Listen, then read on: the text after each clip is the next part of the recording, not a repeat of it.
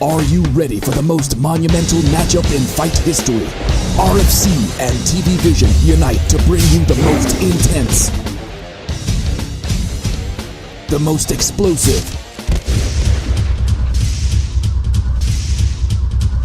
and the most real fighting champions you've ever seen battle.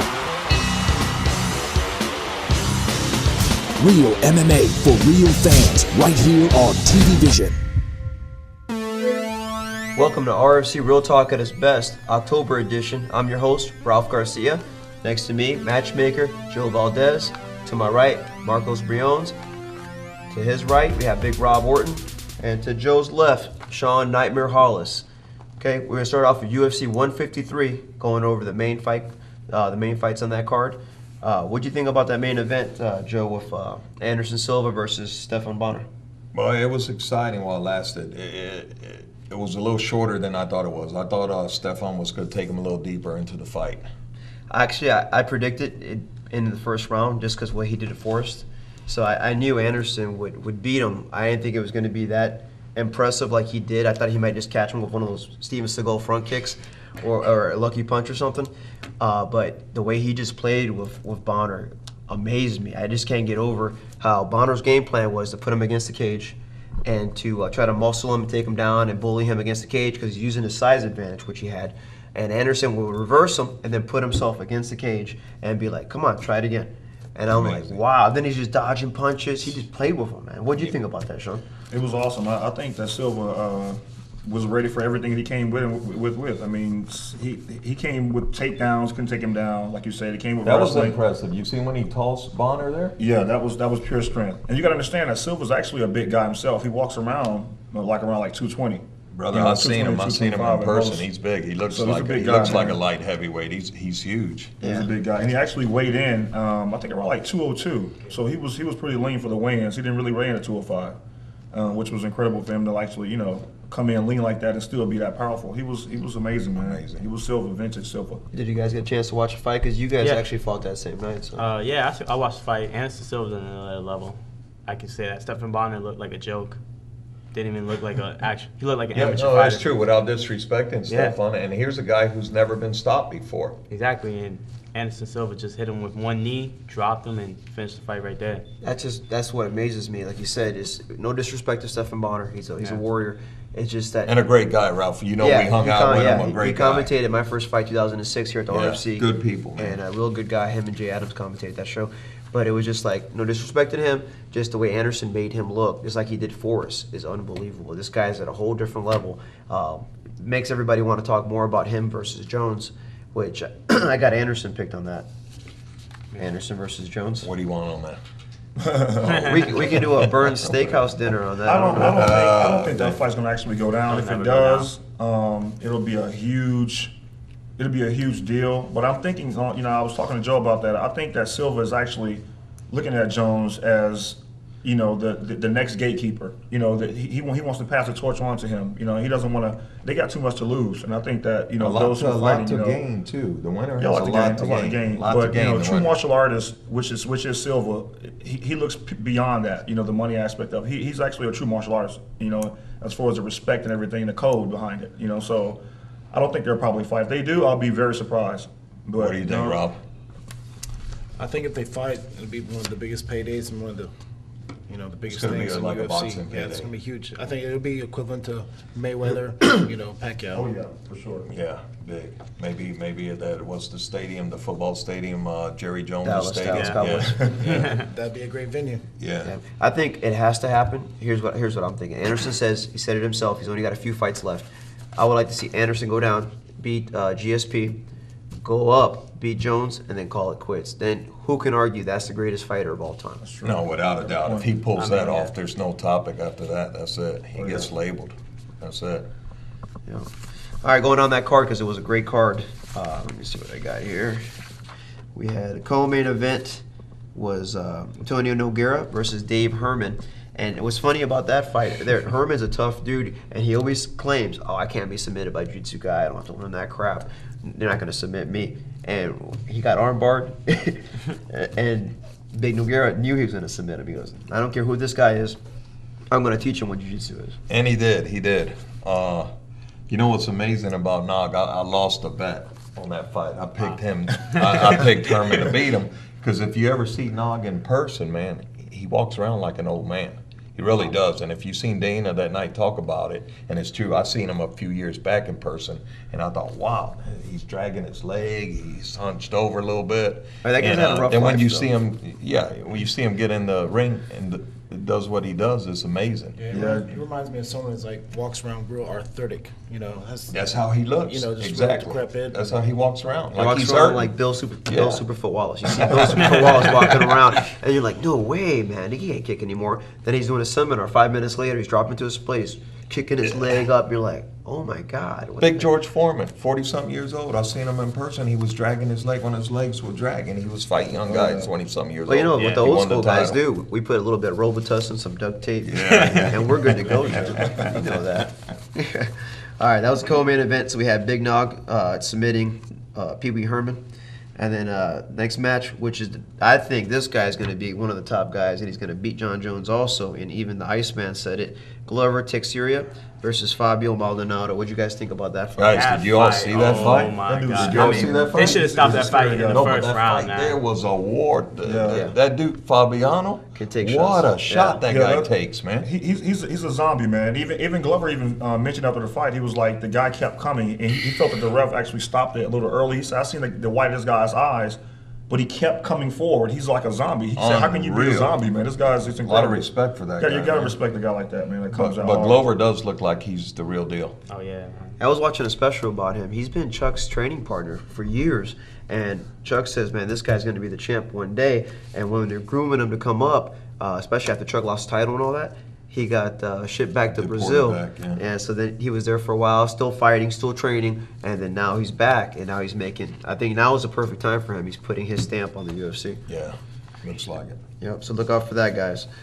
We got John Fitch, which versus Eric Silva, which I had Silva picked on this fight too, because up and coming, So did I. exciting. He finishes all his fights in the first round, but I haven't watched this fight yet. Everybody's telling me John Fitch and Eric Silva was fight of the night. It Well, was. he got Yeah, fighted yeah, tonight. bar none. Yeah, It was the best he fight I've was seen. hungry. that was man. fast paced. That was a Yeah, good fight. Fitch was hungry. You can tell he came to make a statement. That was a statement fight for him. It was his livelihood. Yeah, that night. yeah, it was a statement fight, man. He needed it. What'd you guys think about Great that? fight, man. Like you saw the submission Awesome. defenses, you saw the takedowns, you saw. See, striking, I you haven't saw seen it yet, everything, man. and everybody tells me there was a part where John Fitch was actually put into a rear naked choke, fully locked in, Yep. and he worked out of it. He worked big time out. And of from it. experience, I know when you get somebody in a tight spot like that, you go, oh, I got this guy finished. And Eric Silva, all his fights, he's finished early. So he's a finisher. And he's got this guy, he's like, oh, I got this guy now. And the guy works out of it. That takes some of his power, some of his will out, out of him. Zaps it right out of you. Yep. And we had Phil Davis versus Wagner Prado. That was a rematch, right? Because Or a the rematch. eye poke. Yeah, from Yeah, being poked yeah. in the eye. And Phil Davis pulled that one out. Decision. Yeah, I know, and the kind of choke. Oh, submission win. Yeah. Which that's a good win for him. So that Brazilian. That is a big 205er boy. He's huge.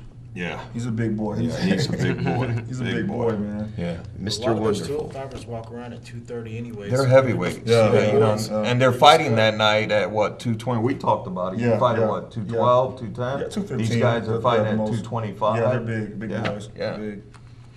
Then you had at 170 Damian Maia versus Rick Story, and I had a feeling Damian Maia would sub him because I knew Rick Story would take him down, and I heard Damian Maia won by submission on that first round. But you know, I'm a little disappointed with Rick Story. I'm real high on this kid, been for a while, and he took some time off. They're gonna get him better. There's something about this kid you see, something about him, but he's not progressing like I thought he was. He took some time off. I figured he was gonna come out better and have a good defense with submissions because this kid loves to fight. He's solid. He's strong.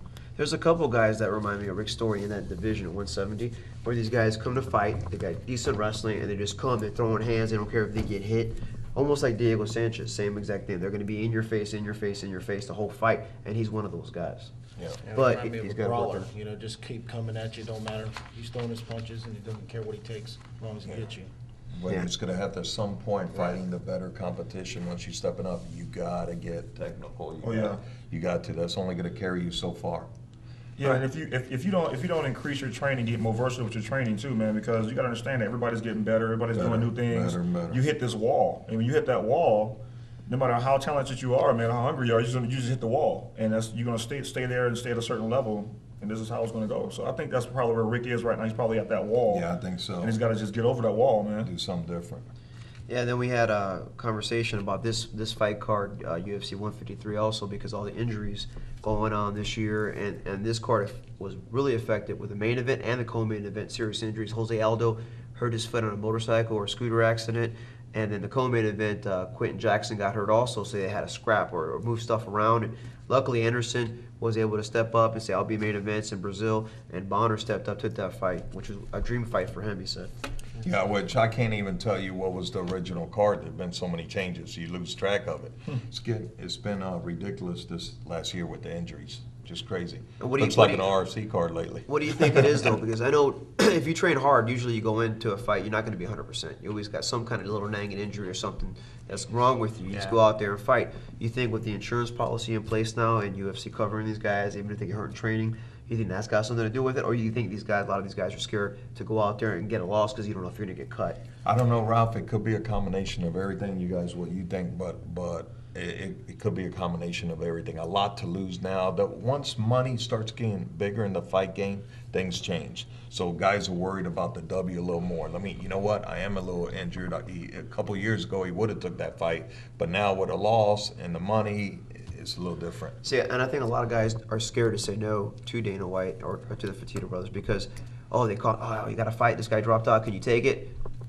Yeah, it might be a little heavy, but I'll make it. Well, they're not the kind of guys you want to say no to, you know. Exactly, the but opportunity knocks, you want to be ready Right, for it. and something like that's a little different. I think you can get by with a loss on a short notice fight. These guys will love you like that. But they do to a point, but here's my DeMarcus point. Johnson. That's what I was going to say. DeMarcus Johnson, who the last 2 or 3 fights was called in last minute, and he took fights, he wasn't ready for, but he came out there and he fought, and he lost 2 fights back to back, but he was scared to say no to the UFC, and now they cut him. So that's what I'm saying. So you got to know when to say yes, when to say no. Or for some reason, right, guys, look how many guys in there do lose a lot of fights. They never get cut. Yeah, but you know what worked out perfect for it was Cerrone, Donald Cerrone. They offered him how many last-minute fights in a row before? He was like, all right, this guy's a main card guy. And he won them all. So he made a statement. And that kid's always ready to fight. That guy he loves to be out there. Maybe it's for some guy. Like Rob said, it's opportunity. A lot of guys, it's opportunity. You're going to jump on it. Right. You just can't let it slip And it's away. worked for some guys. It hasn't worked for some guys. Yep. All right, guys. We're going to go over the amateur shows that has happened over this weekend, too. That's why I couldn't watch the UFC show. I was World Class Fight League. We had our first amateur show here. We did it at Hudson Club Ignite. 12 solid fights, action-packed. Everybody says one of the most professional shows the way it was run. We had Buccaneer cheerleaders as our ring girls. We had the best ring announcer in Florida, Dwayne Spires, which is my partner. I put together another great fight card. This is my third, good fight card, knock on wood, so nothing happens. But, everything went perfect. Joe, we had the perfect sponsors. We had NFE, we had Bertie Gonzalez. RFC was there giving away contracts. We offered 2 contracts in those fights, too, the 2 title fights, which was 145, which we gave to Marcos Briones. He finished his fight. Was it a 3rd round? Renegade choke? Third round. My brother, welcome to the RFC. Thank you. RFC contract. Here's his title belt here from the World Class Fight League. He got a contract with the RFC, 3 fight, and his first fight would be in February. He's still talking over the coach, so he might take a couple Emmys, but offer's still on the table. So if he wants to go that route and go pro, it's there. Also, Dave Mundell in the main fight, 185. He went ahead and won 2. Another impressive win. He won by the guillotine choke in the 3rd round also. And I had him and Pat Edwards' fight of the night because those guys were beating the crap out of each other. They were going back and forth. On the floor, Pat's kicking the crap out of his legs. Mundell's like, come on. They get back up. They're trading more punches. Boy, that guy, Mundell, ate a head kick from Pat. I was just like, wow, and kept on coming. I was like, his coach told me afterwards, he goes, how come you didn't have your hands up? You got hit, got kicked right in the head. He goes, did I? He didn't even know. Yeah. He ate that kick and just kept on coming, man. And then the guillotine, the pictures, the guillotine he put on him. He sat here and he adjusted. It was the same one John Jones put on Machida. It's called the, what's that guy's name from the Ultimate Fighter? McKenzie guillotine. When he shot it up like this, it looked in one of the pictures like Pat's head was going to twist off. It was like almost going the opposite direction. Whoa. It was nasty. So no respect lost to Pat. most 90% of people would have tapped from that guillotine there. Yeah, no, it was good. And Dave won a contract too. Yeah, 3-fight contract, Dave Mundell, and he said right away he's ready to go pro. I think he's 6-1 now. He's got 2 title belts. Yeah, he don't want to wait till February. He wants to go now with these guys in November. Wow. Yeah. Wow. And that was at 185. He usually fights at 170. So That was good. we also had WCW out in Ocala same night, which is my co-host Chris Hickman. I want to give a shout out to the Hickman family. Our condolences are out with them. That's why he's not here tonight. They lost a family member. Yeah, sorry to hear that, Chris. Great time. Definitely in my prayers, man. We'll be right back. Are you ready for the most monumental matchup in fight history? RFC and TV Vision unite to bring you the most intense, the most explosive,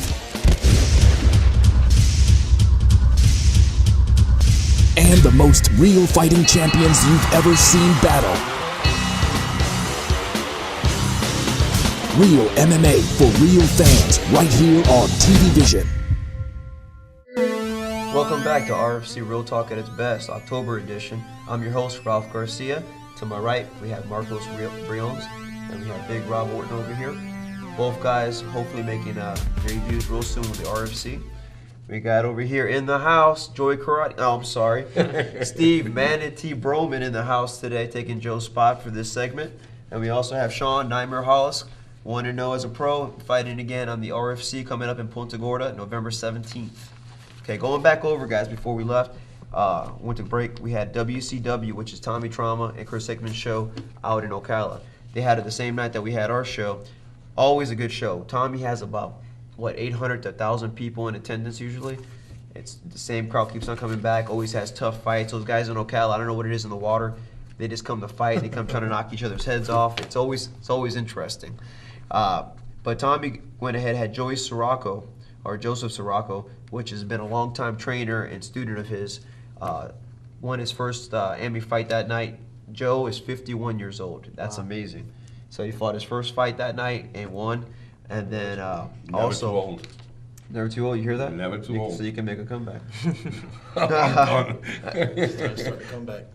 Also, we had the country boy, Brad Taylor. He's fought for us before, too, here at the Tilted Killed in Tampa. He fought for the 185 title there. He's also on that show, Axemen, on TV. So, you know, this kid's tough country boy. He won the 185 title for Tommy's show over there at WCW. What else? They gave a contract away also for the RFC. They gave it to John Ferrer. So he'll be fighting on the RFC coming up in Ocala in February. So look for him. Maybe Marcos Brion on that card too. And of course, Dave Mundell. All right, guys. We went over the UFC card, went over the AMI cards. Let's talk about RFC in Punta Gorda. What do you know about your opponent, Sean? This guy by the name of Joe Johnson. He's a very formidable opponent. He's actually 1-4 MMA, and I hear that he has some boxing experience as well. So he has I don't know if he has a pro record in boxing or AMI record. I think he also has a pro boxing record as well. I commentated his fight against Hammer Tree in Tampa when he fought in Tampa. He's a tough guy. I actually think that fight went to decision, and Hammer Tree won the decision. But tough guy. Yeah, he's a very hard puncher. You know, strong in the clinch. So you know, I'm gonna stick to my game plan. Still train hard. I have a lot of respect for him. All my opponents, I respect them. You know, I train for God every single time I fight. So. I'll be prepared that night. Like I'm sure I hope he is prepared that night, like I want him to be. I want him to be, you know, 100% Joe Johnson, and I'll be 100% Nightmare that night. And, you know, disrespecting him, he's not going to be dealing with the guy that's sitting here right now. You know, anybody I'll fight, they'll be dealing with Nightmare that night, not Sean Hollis. So, you know, that's how it's going down. So we got the Nightmare versus the Puncher. Oh, yeah. Should be a good fight, man. You know, I'm happy to hear that it's going to be televised, which is a big thing for RFC, and that's really great for us as fighters as well, too, to get, you know, more exposure. Yeah, that's huge, guys. RFC 28 is going to be live on TV Vision, Verizon Files, Channel 23. We'll repeat it again in a minute, but that's huge. So you guys, if you guys can't make it to Punta Gorda, you guys can go ahead and watch it live on that channel. And that's perfect for sponsors. If anybody wants to go ahead and get your business out there, or guys want to sponsor a local fighter or a fighter in that area, you guys got to hit us up on RFCMMA.com. All right, Big Rob, you're making your pro debut on this card too against a guy named Mark Mendez. I am. ready to do it. You know. Well, right now, if you look over here, we have 2 title belts. These are his 2 title belts from his Army days. State titles, Florida and Tennessee. I'm ready to go. You know, I'm ready to start throwing elbows, ready to start throwing knees. You know, especially for Florida rules. You know, I'm so used to fighting in Tennessee, and then you come to Florida. You know, you can't throw punches to the ground, and it's a lot more action packed. I can, like, for lack of a better term, get released off the leash. You know, I can just go and do my thing and not worried about, you can't do this, Rob, don't do that. You know, I can just go in there and No restraints. no restraints. Go out there and get it on. Also on this card, we got Nana Berto the main event versus Kim Connor Hamby. She's 4-0 from Denver, 140 pounds. And Nana's 3-0. So both undefeated girls. Someone's always got to go, like that old saying from WEC. So one of these girls is going to, I'm going to predict a knockout in this fight because both these girls are coming to bang. I want to watch this fight. And I know Nana comes to bang every time because she lays a lot of guys in the gym. I'm not going to say no names. Man, she is a very beautiful girl. And I'm like, this girl is a fighter. Yeah, I'm like, this girl's a fighter. Yeah. This girl she's gorgeous, man. I'm like, but I still wouldn't spar with her. I couldn't because I'm like, she would easily probably just like, I'm sitting here looking how beautiful she is and pop, I'm out. So you know what's funny about that is every time people go out there and train with them, and then Nana comes up to you and goes, "Hey, you want to spar a little bit?" That's a lose-lose situation. Yeah. Because not only you're fighting a girl is trying to tear your head off with each punch. So if you get beat up, it's making you look bad. And if you hit her at all, you got the brothers and the dad standing over with that Berto stare looking at you like, all right, I beat her up, guess what? I get beat up by 4 other brothers. Yeah. And not just other brothers, the former RFC champ, the former world boxing champ. Wow. And then Cleveland's a wrestler. Yeah, I mean. And then you got the cousins, you Yeah, got Patrick, you So got when they bring J.Lee. it, then I'm just bringing it. Yeah. Their family is very, Yeah. very tough family, man. Shout out to Berto. They're about to get ready to open up a new gym here locally. Yeah, Tigers World Tampa. Yeah. It's going to be right here on Kennedy. Grand openings November 3rd. Make sure you guys are there. Check it out. That's when we're going to film our next segment on RFC Real Talk. So if you guys want to see it in person or you want to be on the show, hit us up on rfcmma.com. That's November 3rd. Okay, Marcos, we were talking about it earlier, man. You just won a belt. What's your record now as an AMI? 4-1. 4-1. When he started training, how many years ago has it been? It's been 2.5 years now. 2.5 years. This is Marcos. He was a chunky Marcos, 190 pounds, Twinkies falling out of his pockets.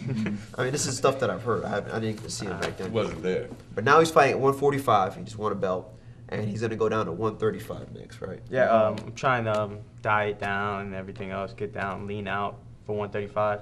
It's going to be a hard cut for me, but Herpes. Yeah, but he had a hard road because, like, coming into it, he didn't have a background in wrestling. He didn't have a background in martial arts. He just pretty much started picking up everything. So he had no bad habits. Easier to learn that way. But from day one to now, man, tell us how hard it was. it's been a great ride, hard experience, honestly. Like, at first, I wanted to quit 4 months into it, but then, like, snapped into it. I lost my first tournament that time, too. That's why I wanted to quit, but... Jiu-Jitsu tournament? Yeah, Jiu-Jitsu tournament. And I just jumped into a training camp with Big Rob and Alon Cruz, and just fell in love with it. And then Coach Danny Hurtado gave me a chance, and from there I'll never look back, man. And for those that don't know, Coach Daniel is known as Defiant Daniel. Defiant Daniel, yeah. Gave me a chance and never looked back, man.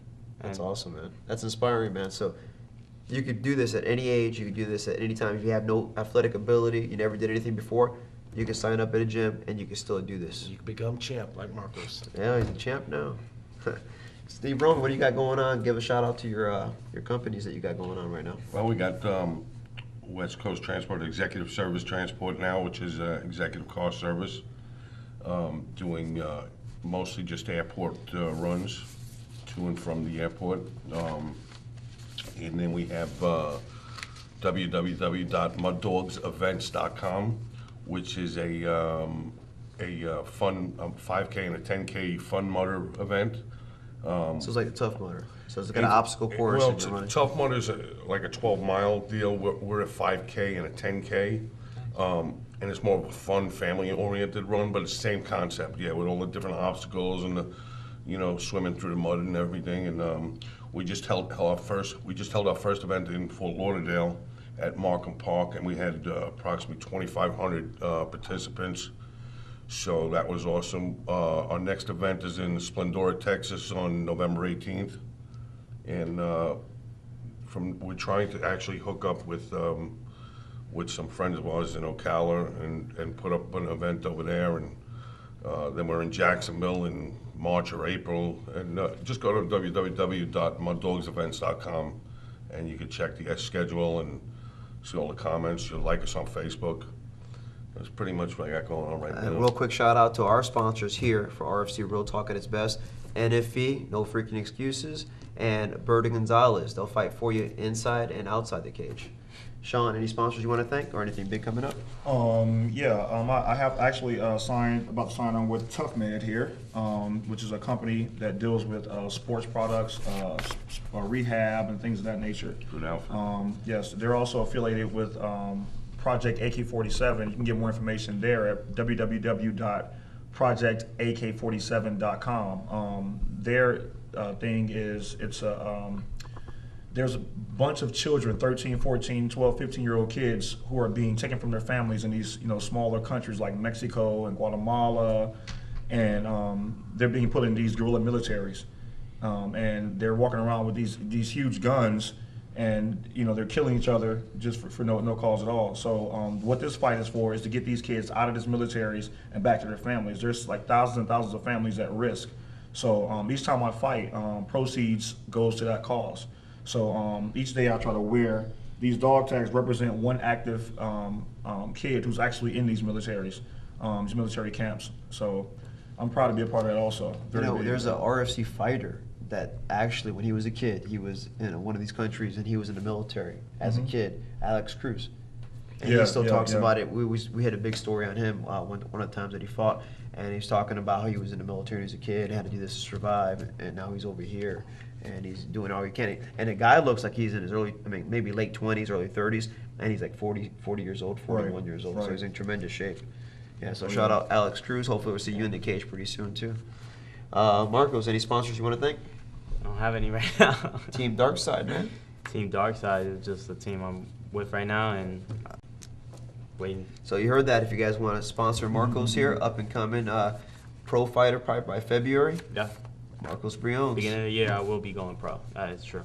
So by February, I'll probably be making my debut on the RFC. Cool. And Big Rob. I'd like to thank Choice Fitness, Team Darkside, Pro Health, Chiropractor, and Douglas Nutrition. Those are pretty much my sponsors right now, but I'll take more. Awesome, guys. It's going to wrap up the session for October. See you guys next month for RFC Real Talk at its best. Thank you. Are you ready for the most monumental matchup in fight history? RFC and TV Vision unite to bring you the most intense, the most explosive, and the most real fighting champions you've ever seen battle. Real MMA for real fans, right here on TV Vision.